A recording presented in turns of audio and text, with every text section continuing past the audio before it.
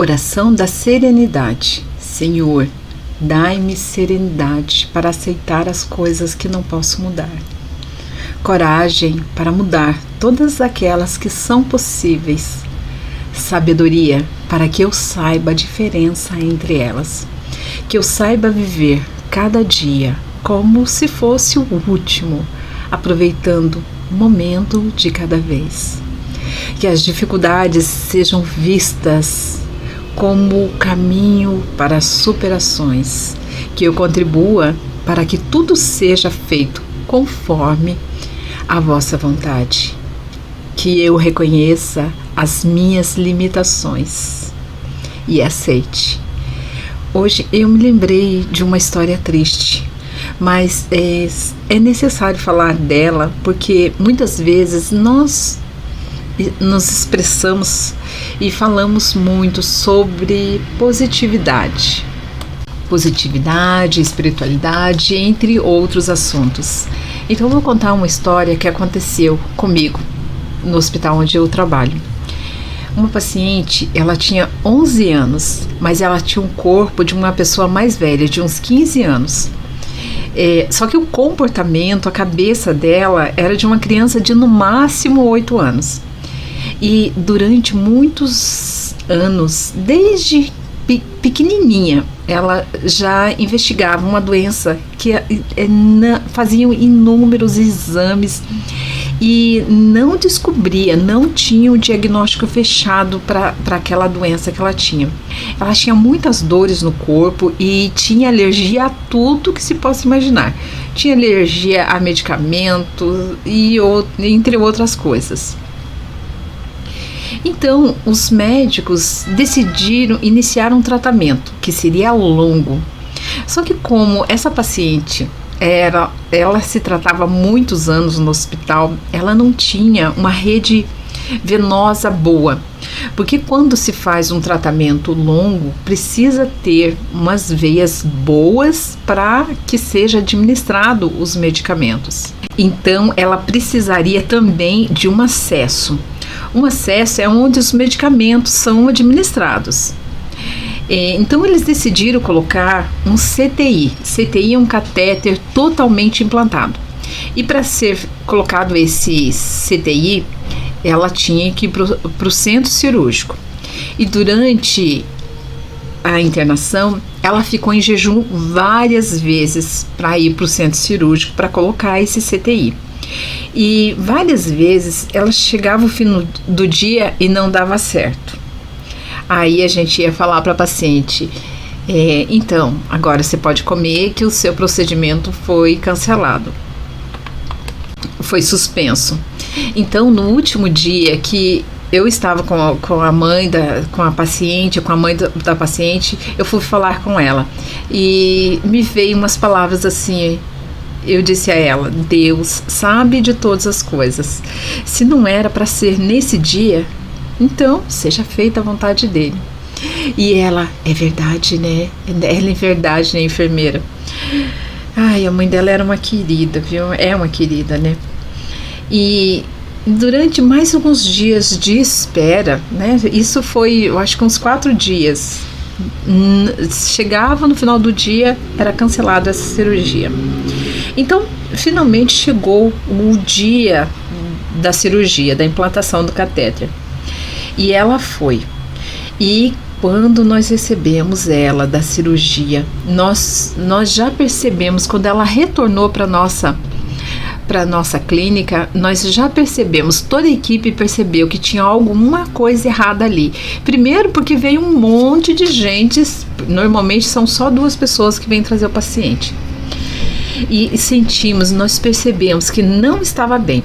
Ela estava confusa, desorientada e os sinais dela também estavam bem alterados. E as pessoas que estavam ali, elas estavam doidinhas para ir embora.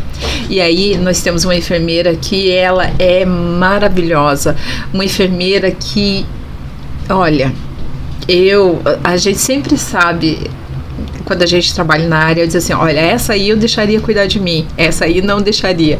E essa é uma enfermeira que eu deixaria tranquilamente cuidar de mim, porque além de ela ser uma pessoa humana, ela tem amor pelo que ela faz. Então ela disse assim, não, ninguém vai sair daqui não, vamos começar. E aí começou a grande exaustiva luta para manter essa paciente viva. E algumas horas depois, várias medicações, várias massagens cardíacas, a paciente foi a óbito. Aquele dia foi muito cansativo. Depois de tudo, toda a equipe chorou, estava todo mundo arrasado. Acabou tudo. Todo mundo chorou. Quer dizer, até hoje a gente lembra dessa história, a gente chora, porque é uma criança, né? A criança, meu Deus, criança não tem experiência nenhuma, não viveu o que tinha que viver. Ou viveu, a gente que não entende, a gente quer uma explicação lógica, a gente quer que tenha uma coisa lógica, mas não tem, né, gente? Não tem. Só que nós trabalhamos no hospital e a gente tem que enxugar as lágrimas e tem que continuar. E a gente tinha que continuar com as medicações, a gente tinha que atender as pessoas que estavam ali chamando.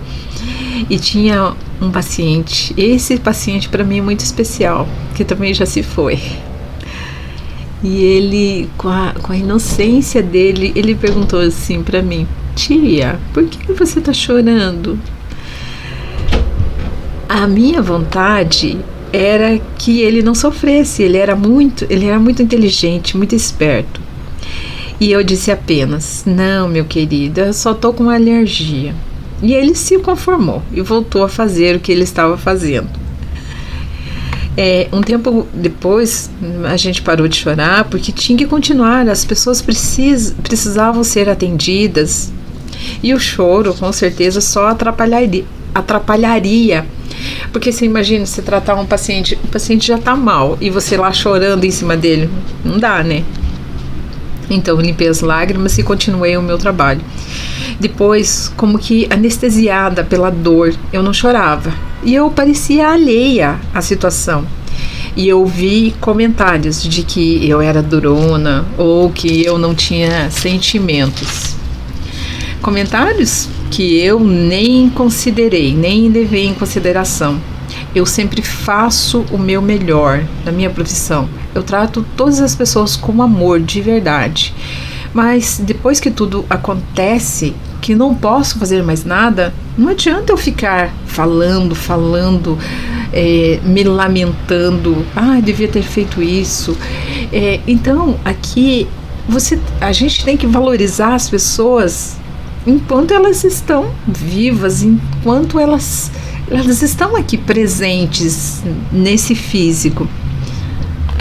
Depois que acontece, não adianta a gente ficar se lamentando, devia ter feito isso, era isso, era aquilo. São só lamentações, isso não vai ajudar em nada. E essa tragédia que está acontecendo no Rio Grande do Sul é lamentável, mas façamos mais do que falamos.